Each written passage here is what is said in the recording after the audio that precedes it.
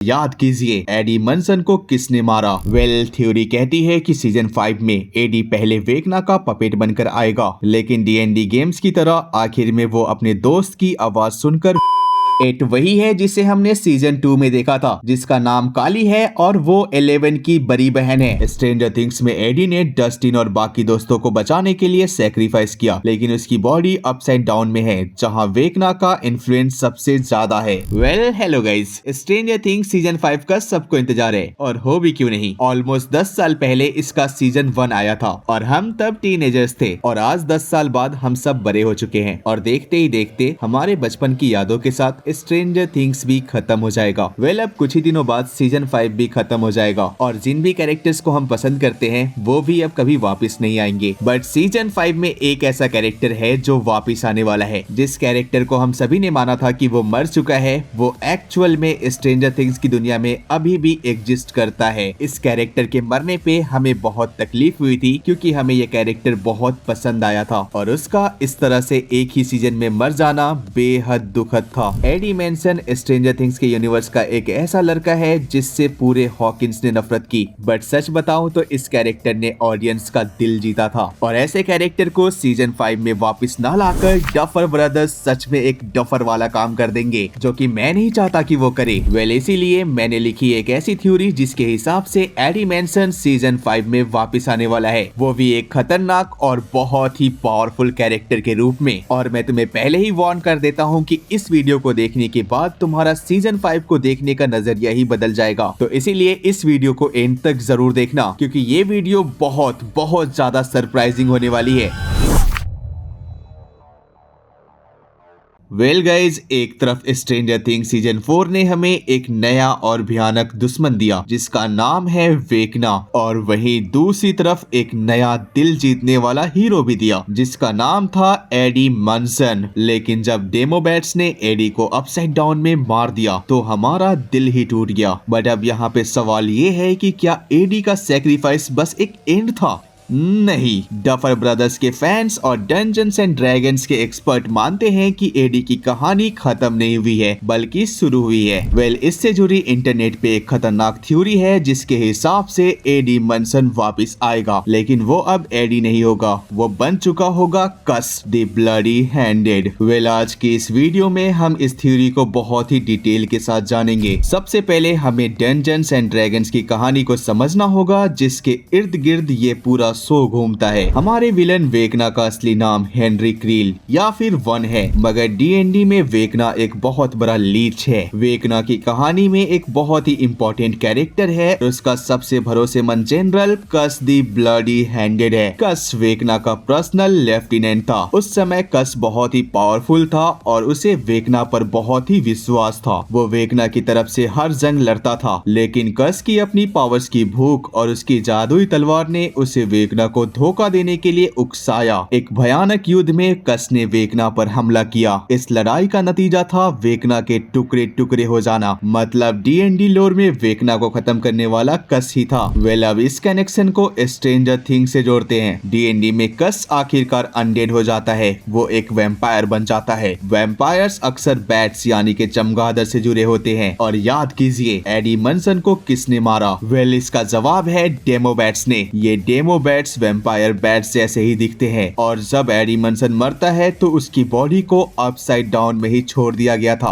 हमारी थ्योरी कहती है कि वेकना ने अपनी शक्तियों का इस्तेमाल करके एडी की बॉडी को रिवाइव किया।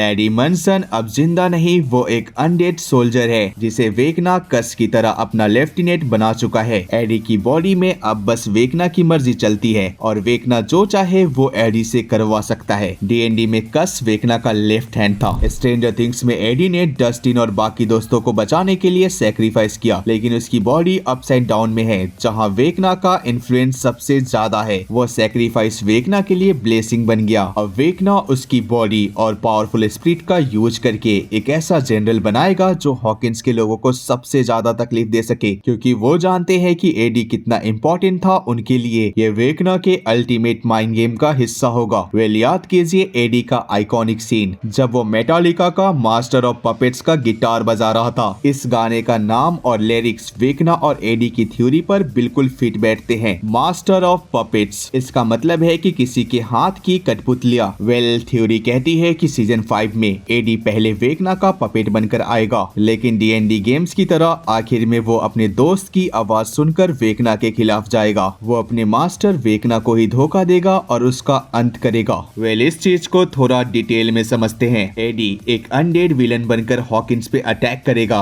वो अपने दोस्तों डस्टिन और माइक को डराएगा और उनके लिए सबसे बड़ा इमोशनल टेस्ट बनेगा। हो सकता है एडी को कोई ऐसा मिस्टीरियस वेपन मिले जो कि D&D की स्वॉर्ड ऑफ कस की तरह एक तलवार हो, जो कि वेकना को मारने की शक्ति रखती हो। फाइनल शोडाउन में जब हॉकिंस गैंग वेकना से लड़ रहा होगा, तब एडी का असली कॉन्सिक्वेंसेस वापिस आएगा। वो वेकना को धोखा देगा, बिल्कुल कस द बिट्रेयर की तरह, और उस क्रिटिकल मोमेंट में वेकना पर हमला करके उसे कमजोर कर देगा या शायद मार देगा। वेल गाइस, एडी मनसन का सैक्रिफाइस बहुत जरूरी था, लेकिन कस द बिट्रेयर की कहानी ये दिखाती है कि D&D लोर में वेकना का अंत सिर्फ और सिर्फ उसके अपने ही आदमी के हाथों से हो सकता है। और अगर एडी कस बनकर वापस आता है तो ये स्ट्रेंजर थिंग्स की सबसे बड़ी सरप्राइज होगी, और मुझे लगता है कि इस चीज को डफर ब्रदर्स ने पहले ही फोरशैडोइंग कर दिया था। वेल, कैसे, आइए जानते हैं। वेल, याद करो सीजन 4 का पहला एपिसोड, जहां एडी मनसन की हेलफायर क्लब वेकना से लड़ रही होती है। गेम में वेकना के पास सिर्फ 15 हिट पॉइंट्स बचे थे और पार्टी को जीतने के लिए 15 से ज्यादा रोल करना था। तभी सबसे पहले आता है डस्टिन का टर्न। वो रोल करता है और उसका नंबर आता है 11 और एडी उसे मिस डिक्लेयर कर देता है, और यही हमारा पहला क्लू है। देखो नंबर 11, ये सीधा सीधा 11 को यानी कि एल को रिप्रेजेंट करता है। थ्योरी कहती है कि 11 का रोल काफी नहीं था, जिसका मतलब है 11 की पावर्स अकेली वेकना को हराने के लिए सफिशिएंट नहीं है, उसे मदद की जरूरत पड़ेगी। देन फिर आता है एरिका सिंक्लेयर का टर्न, और वो एक क्रिटिकल हिट रोल करती है 20, और इसी रोल के साथ एरिका जीत भी जाती है, और यही 20 हमारी फाइनल विक्ट्री होगी, मतलब हमारे जीत की निशानी। बट अगर तुम्हें याद हो तो एरिका के रोल करने से पहले हमें लूकस को दिखाया जाता है, और हम देखते हैं कि लूकस अपना मैच खेल रहा होता है और उसकी टी शर्ट पर 8 नंबर लिखा होता है। वेल, ये सीन स्क्रीन पर ऐसे ही आ जाती है, जिसका उस गेम से कोई भी रिलेशन नहीं होता, और मेरा मानना है कि इस सीन के थ्रू डफर ब्रदर्स हमें 8 के बारे में बताना चाहते हैं। 8 वही है जिसे हमने सीजन 2 में देखा था, जिसका नाम काली है और वो 11 की बड़ी बहन है, यानी कि 8 और 11 को मिलाकर एक पावरफुल कॉम्बिनेशन बनाना होगा, और 8 + 11 होते हैं 19। बट अभी भी यहाँ पर 20 होने के लिए एक नंबर मिसिंग है, एक, यानी कि वेकना। 11 + 8 + 1 इज इक्वल टू 20, और 20 नंबर ही हमें जिता सकता है और अपसाइड डाउन को हमेशा के लिए खत्म कर सकता है। बट इस टीम को बनाने के लिए हमें 1 को भी 11 के टीम में लाना होगा, जो कि टेक्निकली पॉसिबल नहीं है। बट क्या हो अगर वेकना एडी मनसन को जिंदा करे और उसे अपना लेफ्टिनेंट यानी कि अपना सेनापति बनाए, जिसका नाम हो कस द ब्लडी हैंडेड, और एंडिंग में बिल्कुल वैसा ही हो जैसा कि D&D गेम में हुआ था, और वो ये कि कस ही आखिरकार वेकना को मारेगा, और इस तरह से वेकना ही अपनी मौत को क्रिएट करेगा, और अंत में 11 और काली कस के साथ मिलकर वेकना और अपसाइड डाउन का खात्मा करेंगे। वेल, ये थ्योरी तुम्हें सुनने में कैसा लग रहा है, तुम मुझे नीचे कमेंट बॉक्स में बता सकते हो। ऑल्दो अगर तुम इसके बारे में और भी डिटेल में जानना चाहते हो तो तुम मुझे नीचे कमेंट कर सकते हो, और मैं तुम्हारे लिए इस थ्योरी के ऊपर एक डिटेल वीडियो बनाऊंगा। बाय द वे, सीजन 5 अब बस कुछ ही दिन दूर है, और हर किसी को जानना है कि सीजन 5 में आखिरकार कौन मरने वाला है। अगर तुम भी इस चीज को जानना चाहते हो तो इस वाली वीडियो को क्लिक कर लेना। मिलते हैं तुमसे नेक्स्ट वीडियो में, तब तक के लिए बाय बाय।